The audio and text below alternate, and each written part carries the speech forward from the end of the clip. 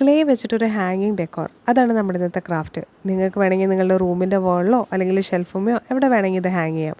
നിങ്ങൾക്ക് വേണമെങ്കിൽ നിങ്ങളുടെ പേരും ആഡ് ചെയ്യാം. ഇനി വലിയ പേരാണെങ്കിൽ ഫസ്റ്റ് ലെറ്റേഴ്സ് ആഡ് ചെയ്യണമെങ്കിൽ അങ്ങനെ ആവാം. അപ്പോൾ ഒരു പേഴ്സണലൈസ്ഡ് ടച്ച് കിട്ടുമല്ലോ. അപ്പോൾ ഇതുണ്ടാക്കാനായിട്ട് ക്ലേ നന്നായിട്ടൊന്ന് മിക്സ് ചെയ്തിട്ട് ഒന്ന് കട്ടിയിൽ പരത്തിയെടുക്കുക.